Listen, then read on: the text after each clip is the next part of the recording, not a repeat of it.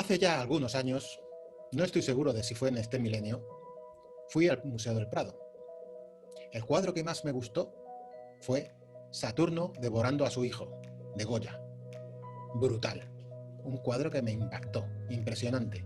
Quizás lo hayas visto en alguna foto, pero si no lo has visto en directo, te invito a que vayas.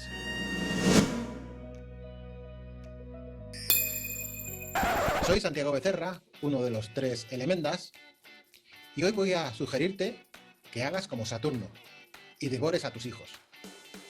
Bueno, no a tus hijos, a los temas hijos que usas en WordPress.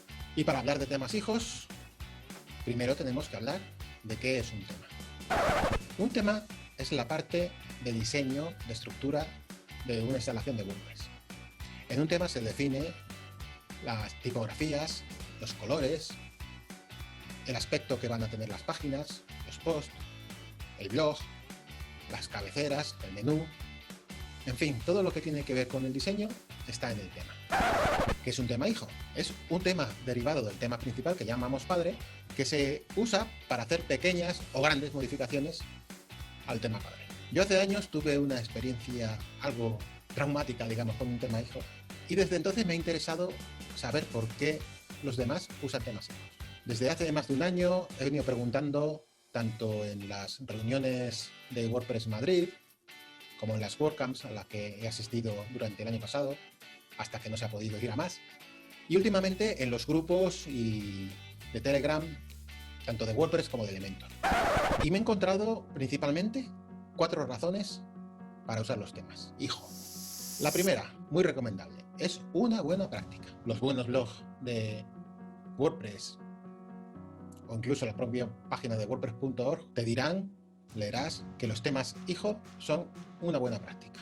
Hay gente que sigue estas buenas prácticas, instala sus temas hijos. Sin duda, una buena razón.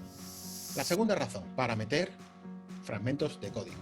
Seguramente si has buscado alguna solución, algún pequeño problema o trucos de WordPress para hacer cosas distintas, te habrás encontrado que muchos sitios te proporcionan un pequeño fragmento de código PHP y casi la mayoría de los sitios, por no decir todos, te dicen que ese código lo tienes que meter en el functions PHP de tu tema. Si haces esto, tienes un problema, que es que cuando venga una actualización, esos cambios se van a perder. Para eso puedes usar el tema hijo, para modificar el function PHP del tema hijo, y cuando actualices no lo vas a perder. Una buena razón para usar temas hijos. La tercera, para cambiar el CSS. Si ya sabes de CSS o estás aprendiendo, es muy tentador ir a la hoja de estilos y empezar a cambiar el código CSS. Como en el caso anterior, si lo haces en el tema hijo, no perderás esos cambios cuando se actualice el tema padre. Es otra buena razón para usarlos. La cuarta, esta es la pro, la más pro, de la gente ya que sabe mucho de PHP y de estas mandangas. En los temas hay ficheros PHP. Muchos de ellos son las plantillas. Y permíteme que pare un momento. Normalmente, popularmente se conoce a los temas de WordPress como plantillas. Cuando se habla de plantillas de WordPress, realmente no se está hablando de las plantillas de las que voy a hablar yo ahora, sino del tema en general. Un tema es lo que te he dicho antes, engloba muchas cosas, pero además tiene plantillas. Plantillas que definen cómo va a ser la cabecera, plantillas para los posts, plantillas para las páginas. Estos son los que se llaman single. Y también tiene plantillas de archive, que por ejemplo es la página del blog donde aparecen todos los artículos que se han escrito. Si sabéis hacer esto, usar temas hijo para modificar funcionalidades o aspectos del padre, pues es otra buena razón para usarlos. Pero ahora vamos a ver por qué digo yo que no los uses. Y es que todas estas razones son buenas, pero en mi modo de ver son equivocadas. Vamos a ir una por una. La buena práctica. De acuerdo, está muy bien seguir buenas prácticas. Sin embargo, seguirlas porque sí, sin saber por qué las usas, no tiene mucho sentido. Conozco gente que cuando crea una instalación de WordPress, instala un tema y lo primero que hace es buscar el tema hijo. Se puede hacer a mano, pero es más sencillo buscarlo si no lo haces a mano. Coge el tema hijo, se lo instala y tira para adelante. Y en muchos casos no va a usar el tema hijo para nada.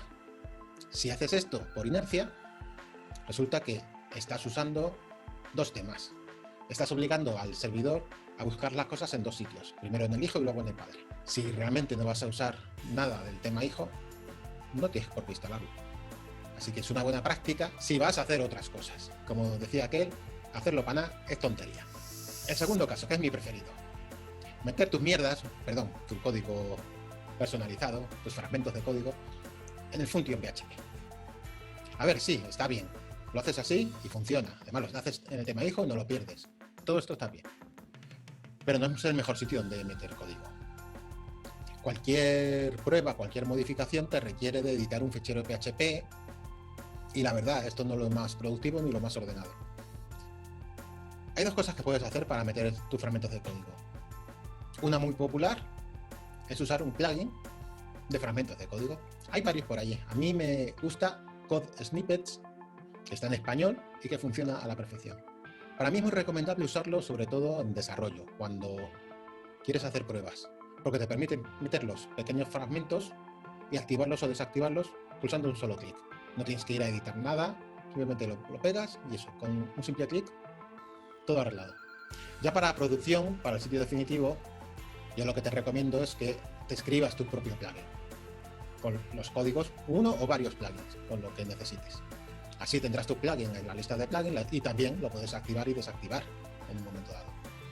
Esto es un pelín más difícil, pero no te preocupes porque en el próximo vídeo que grabe y artículo hablaré de cómo crear tu propio plugin para usarlo para fragmentos de código y para otras cosas también. Vamos por la tercera razón. Está muy bien, yo sé CSS, controlo y me gusta enredar ahí en el código CSS y modificar para dejar las cosas a mi gusto. Pero como en el caso anterior, estar enredando en una hoja de estilos quizás no sea lo más ordenado. WordPress, el personalizador, te permite meter código CSS adicional. Suele ser la última pestaña del personalizador donde puedes poner ahí tu CSS. Sobre todo si son pequeñas cosas, pues es el sitio más adecuado. Muy cómodo, no tienes que ir a editar nada, simplemente lo pones ahí. Si además usas Elementor, que espero que sí, estás en un canal de Elemendas, pues con Elementor puedes hacerlo a nivel global, lo puedes hacer en la página y lo más recomendable es hacerlo en cada widget. Si vas a modificar un widget, pon el CSS en el widget correspondiente. De esta manera lo tienes todo mucho más ordenado. Vas a ir directamente al sitio donde está definido. A ver, hay quien dice que esta práctica pues perjudica al VPO, a la optimización. Porque, claro, estos códigos, este CSS se guarda en base de datos. Y si bien es verdad, resulta que Elementor genera ficheros CSS con estos códigos que metemos. Al final la optimización de CSS, pues creo que es más recomendable dejarla a plugins que te hace compactación de CSS, te junta varios CSS en un solo fichero y luego te lo comprime. También con los JS, con el JavaScript. Así que creo que no hay que preocuparse en este caso por la optimización porque es en otro ámbito donde se va a realizar. Así que te recomiendo que si quieres modificar CSS lo hagas con Elementor en los sitios afectados, no en una hoja general que es mucho más difícil de localizar dónde está la personalización que has hecho.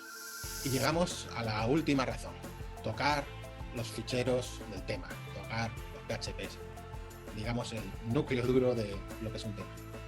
A ver, si sabes de PHP y eres desarrollador, sobre todo desarrollador de temas, pues muy bien, es una razón poderosa para usar temas hijo. Pero a mí me gusta mucho hacer esto, pero no es lo más productivo, ni mucho menos. Si usas Elementor, tienes un constructor de temas visual, que lo tienes todo bien ordenado, según estás cambiando lo estás viendo, así que yo te recomiendo que uses Elementor y el constructor de temas. De hecho, tanto Elementor por su lado como WordPress y Gutenberg por el suyo van avanzando cada vez en depender menos del tema. Creo que el tema en no sé si unos meses, pero sí en unos años va a acabar desapareciendo. Con lo cual creo que no es la apuesta correcta seguir tocando los temas a través de los temas hijos. Como conclusión, los temas hijos se usan para razones buenas pero equivocadas. La única razón poderosa que conozco, que es esta última de la que he hablado, de tocar los PHPs, está bien, pero es mucho más recomendable, mucho más productivo, mucho más ordenado usar un constructor visual como es Elementor. Como te he dicho antes, en un próximo vídeo voy a hablar de cómo hacer tu propio plugin para esos fragmentos de código que querías poner en el Fluentio PHP, lo hagas de una forma más eficiente y más ordenada. ¡Hasta otra, Venda!